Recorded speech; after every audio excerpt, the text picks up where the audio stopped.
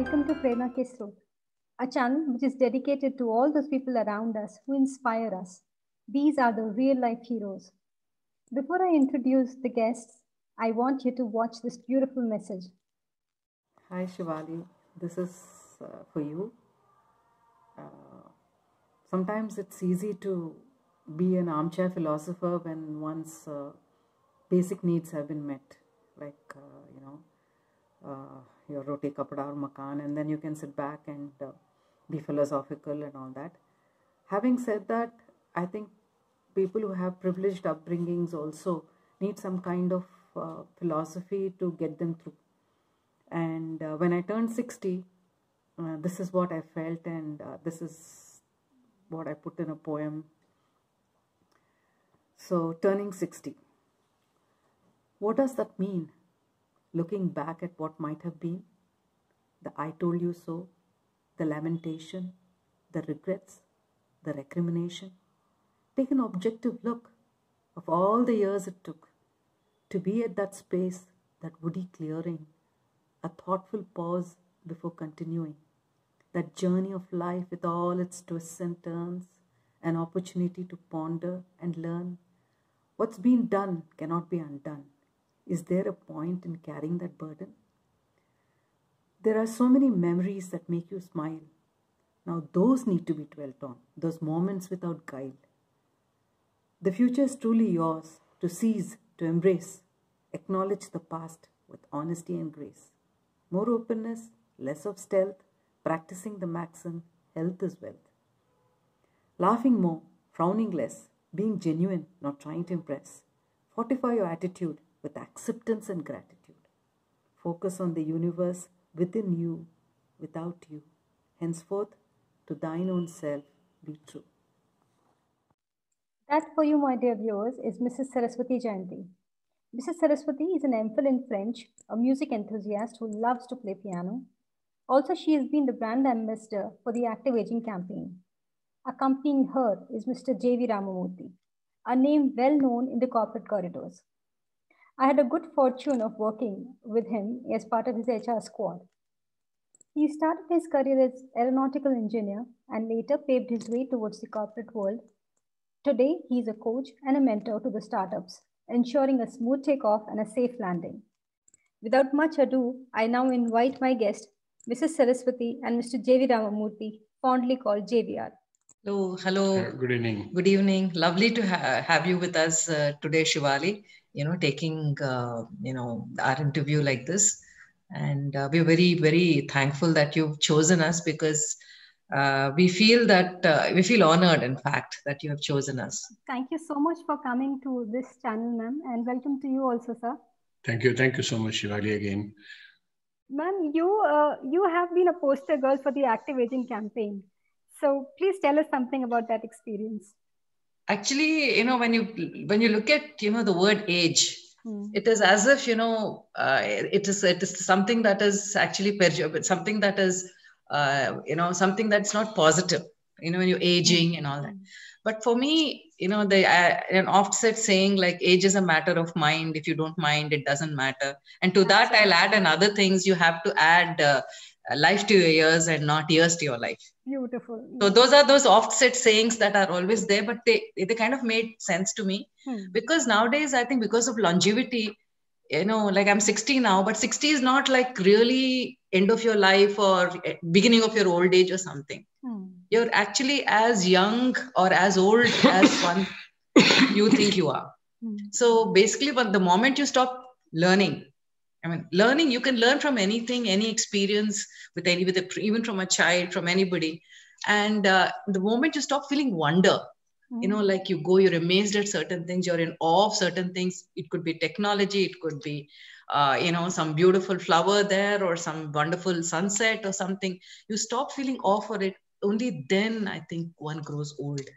Beautiful. So for me, that's how I see myself. And I think I need to, it's a form of self-love when you actually try to take care of yourself physically and mentally.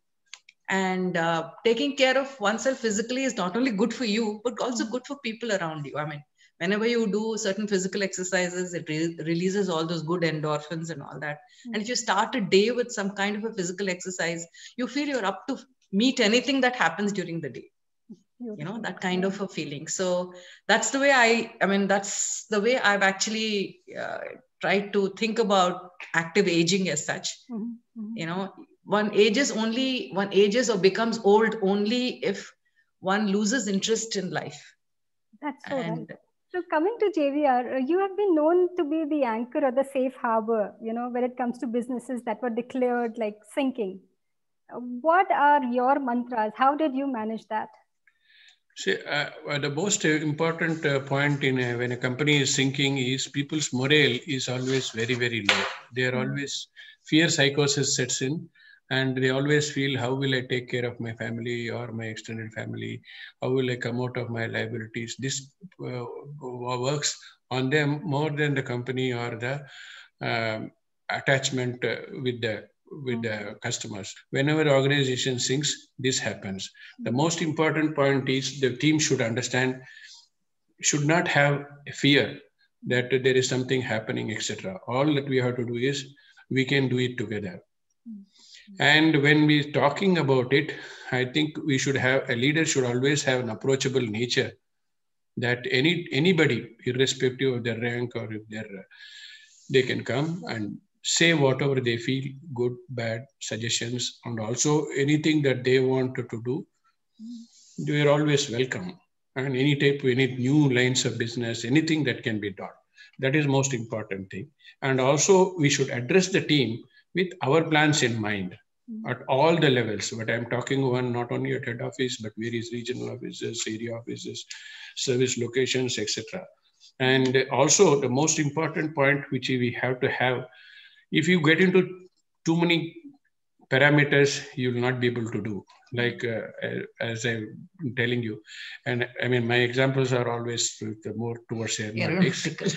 So when an aircraft takes off, there is no point. There are a lot of meters, a lot of controls, a lot of communication devices, many things to look around. But when he takes off, the pilot only sees two things. That is the speed, vertical speed of takeoff, that is vertical speed indicator, that is rate of climb. The second one is the number of RPMs in the engines, whether the RPMs are higher and higher. If they don't go, if any one of them are falling, he knows that this takeoff is not going to be smooth. The same way we have to do it. Here there are only 3 parameters. The most important point is the customers. Customers should have a confidence that as an organization we'll take care of them, and it is our responsibility and our answerability.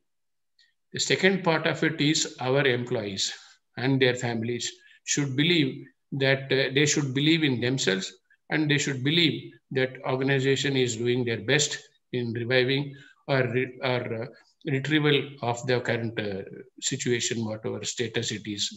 The third point is being prudent about expenses. Many times, whenever this happens, we are still living in the past expenses and the current revenue is down. So what we can afford is what we have to spend.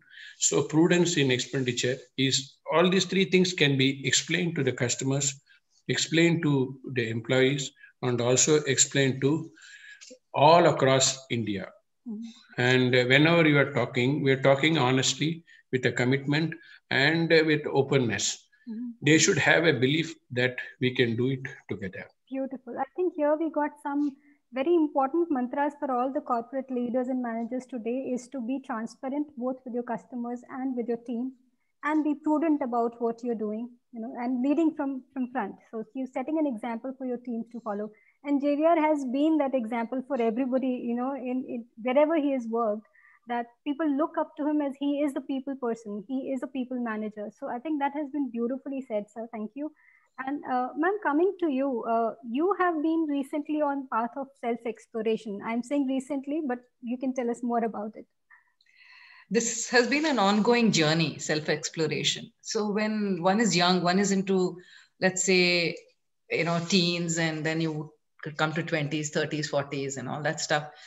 as you keep growing and gaining more and more experiences, you realize that your younger self was more shy to express oneself, or more looking into what other people will say and all that. And as one grows older, or I wouldn't say older, as one gains experience, one realizes that one becomes more and more true to oneself, because that's very important. In the end, I feel one has to be true to oneself, whatever one, and there is something called a conscience that tells you what is right from wrong, or when is the time that you need to speak up, when is the time that you need to take a step back. So I think, I know in one of our conversations, I would have mentioned one of the books that kind of impacted me a bit. And I just quote from this Man's Search for Meaning by Viktor Frankl. In that he says, when we are no longer able to change the situation, we are challenged to change ourselves. Beautiful. That's so right. Isn't it? Yeah. Like, you can't expect things to change for you. There are certain times that you need to take a step back. Certain times you need to change. You need to make a change yourself. So, like my favorite oft repeated another thing is, discretion is a better part of valor. Sometimes you don't have to go all guns blazing. True. To set right a situation. So this has been an ongoing journey. This has been something that sometimes it's 2 steps forward. I feel I have reached that equilibrium, because in the end, one has to reach that level of nirvana, the equilibrium where nothing really impacts you, nothing. But you're happy though. You're happy for things that are going, and if things don't go well, you're okay with it, because at some point of time things will go well. So that's how it's been. Like, I've been trying, and it's something that is a learning process throughout for me. And I enjoy it, in fact, because I read a lot. I try to, take little quotes from here and there, and they give me a lot of strength. Beautiful. Sir, coming to you, what message you would give to your 40-year-old yourself? If you were to give a message to your 40-year-old self, what would that message be? And I'm sure a lot of our audience would love to hear this from Javier, because everybody looks up to him as one of their role models and mentors. Sometimes I feel I should have some balanced life, but sometimes I regret. But let me tell you here what Sadhguru said, which I really liked. He said that don't think of work-life balance. Your work is also life. Yes. So it's life, isn't it? There's no balance. That was a very profound statement for me. If you feel that your work is giving you happiness and you're able to fulfill something, then why should you feel guilty about it? Most in the last 40 years, what I know, I know. What I don't know is what I wanted to know. Today, again, JVR's, kind of statement to make. Yeah, I know. Only he can understand, and everybody would be like left aghast. What did he mean? We wanted to bring out a little booklet, actually, with all his sayings, my son and I. Oh, wonderful. No, I really feel, at every stage, now mentoring the youngsters, mentoring the startups is itself a very, very big challenge in current situation. And when we have to understand, because we are now not with IT or with computers or aeronautics or anything, dealing with agricultural related, pollution related, also health related, production, education related, production analytics, these type of things, to understand their background, from where they are coming and how they are coming. And some of them are in really far off, mentoring certain people outside India. All these things also brings a lot of understanding. I think our own horizon is getting wider, and in their view, startups' way of looking at balance sheets are far. In fact, I can say it is 180. I mean, it's topsy-turvy. They believe in valuation, and they believe in spending. They believe in blowing up whatever they have more than what they earn. That type of thing. But still, their thinking is different, and also they are hardworking.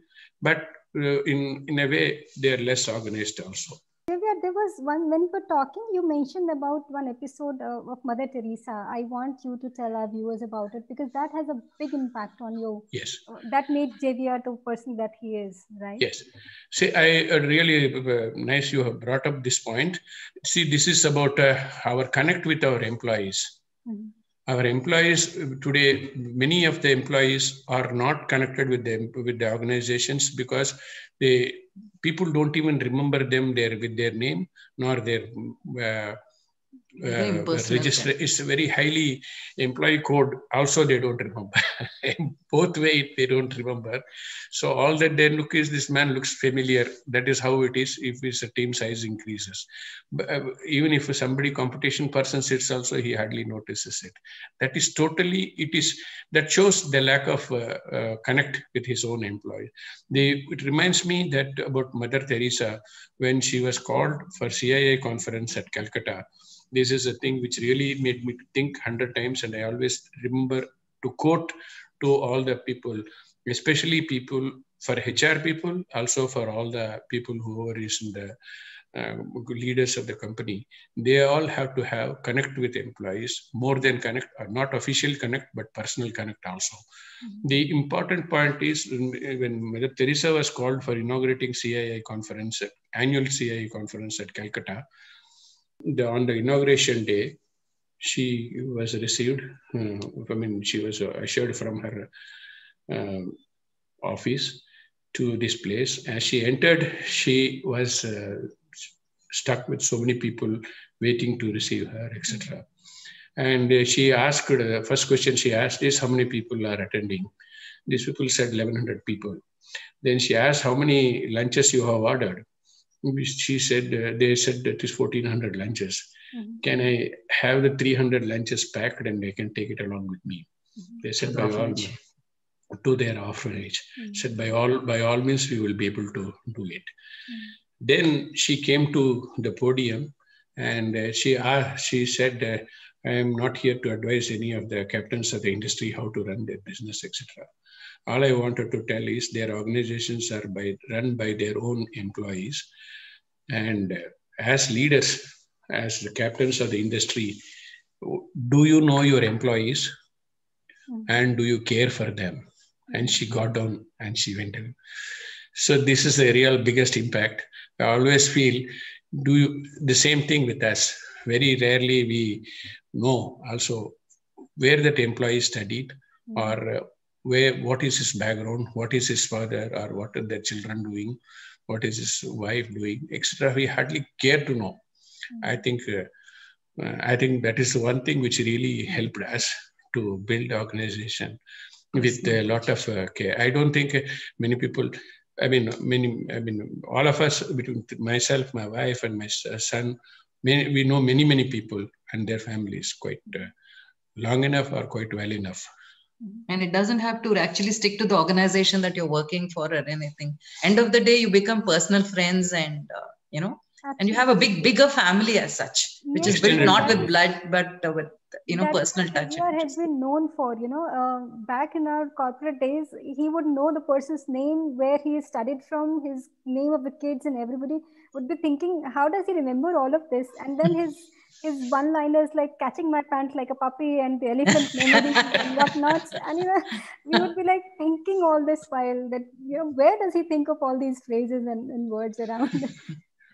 So wonderful. So ma'am, coming to you, 40 years of togetherness and a bit more. What would be your secret of, having happiness around in a relationship? Happiness, I would say, like when you look at happiness and contentment, for example, contentment is a steady state of things. And happiness is something that is, I can't really call it momentary, but let's say, in French, for example, we have the past tense, you have the imparfait, which is like the imperfect tense. And then you have the passé composé, which is also another past tense. So imparfait would be something, a continuous action, like contentment. And passé composé would be something that happens on the time. For example, I can give it, I can say, like I was watching the TV when somebody rang the bell, let's say. Watching the TV is a continuous action. And then you have somebody ringing the bell. So happiness is like somebody ringing the bell. Some moments that take you out of your your contentment or your whatever to a higher level.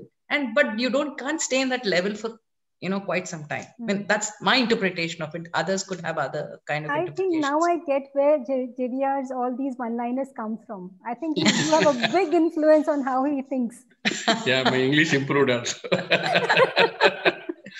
So I would say, continuing on the same theme, like I would again say, like you're going on a nice car journey, let's say. That is, contentment. The car is good, the driver is good, everything is nice, it's beautifully your favorite music playing, you have your favorite people sitting beside you, and you're kind of, slowly going into that nice state and all that. And then suddenly you see some little kid waving to you on the side. You're actually, from that moment, you actually go to a higher moment. Right. So that's how it's been. See, when you have these moments, with every happy event, maybe there'll be something sad also happening, because if you accept happiness, you should also be able to accept the the other side, the flip side, the sadness. Like you accept light, you have to accept darkness. So happiness, I think, becomes more acute and more wonderful, more welcoming if you know how much it is worth. And I think our journey together, we've been together for 40 years now. So that's how it's been. Like we've had some sad moments, but we had some very, very happy moments too. And we record everything. I must have dumped you with a lot of photos. So you'll see that, right? So, I mean, those are the things that I can always go back to, because every happy moment is recorded. And then that's how you forget your sad moments. So that's how it's been, I mean, for me. How it has been living with JVR, as a person? JVR is a very loving person, actually, because he's a person who takes responsibility. Like, I mean, the moment we decided that we're going to get married, he's taken responsibility for me. I could be a brat. I could be anything. I could be whatever I am. He is, we have a very nice tradition in our marriages, in our Andhra marriages, where they keep a mixture of jaggery and what you call it, that fennel seeds on that jeera on each other's head. So that is the muhurtam, the sumuhurtam, that the moment that you are actually tied for life.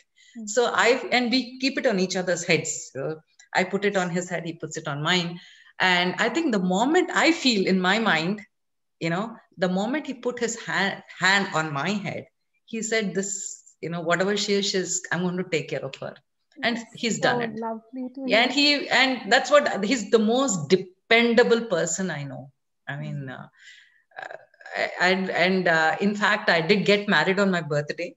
Oh, wow. So I think, that's my birthday gift for life. That's so sweet. I think this is the highlight of the entire session. So about you, JVR, what do you say? How has been these 40 years for you? How have they been for you? It's been a wonderful journey. One thing I wanted to tell is we have divided our role and responsibilities very clearly. That because she was working as a university lecturer when she was in South, both in Madras and Hyderabad. But when she came to Delhi, she was not able to do so because the working hours are different and children's school were ending at 2 o'clock. My son was very young, etc. And I happened to tour a lot in the first few years in OA and all. About 50 Sundays also I was traveling. So this really took up a lot of my time and efforts. And she was taking total responsibility of my son and his well-being, and also responsibly running the house, etc. And I was spending my time more on office, etc. And I could clearly say she did a fantastic job. And my son is whatever he is. He is very good in, most important in the current generation, which is not seen, is reading habit. He is voracious reader and his vocabulary is fantastic. His EQ is very good. And more important thing is EQ with IQ is very rare. So he's having that. And I think I should compliment her for making him a good citizen first. Ma'am, one advice that you would like to give to people out there, what you think that you would like to, share as your part of learning of life? Well, my message would be, I don't think, first of all, that I'm really qualified to give a message to people. But I would only say what I had, as you said, in my journey of self-exploration, is that, self-love is very important. Self-love doesn't mean a selfish love, like you're right all the time kind of thing. Self-love is, as I said, knowing when to step back and not volunteering anything that is not asked for. For me, that's very important. Just don't go on doling out advice and all that for people. Let them come and ask for the advice. And then you should, whenever people ask, you should be able to give whatever you think at that point. Never, ever shy away from giving your opinion. If you feel, because that's your conscience, as I said, your conscience tells you what is right, what is wrong. And one thing is, don't look for others to provide you entertainment and, you always have to, you should be able to spend time with yourself as well as in a company, because sometimes spending time in a company is also good. One needn't have to be an introvert. You can also have good time with people, but there are times when days and days together that you might be left to your own devices. And then one should not say, oh, I'm feeling bored and, the day doesn't pass, or why doesn't somebody call me or why, things like that. And I would say that, we are very fortunate that we are in the internet generation. Like, it's so easy to spend time on one's own. That's true. It's fantastic. You have internet is a tool, is a wonderful tool if one knows how to use it well. You have so many, you have the social media, of course, which everybody uses. There's a voice for you. You can write blogs, you can learn the online courses. I mean, there's so much out there. You can listen to music, you can download whatever you want, you can watch plays, you can improve yourself. There's so much to do out there. And the whole world is in front of you. So why should you really mope and all that?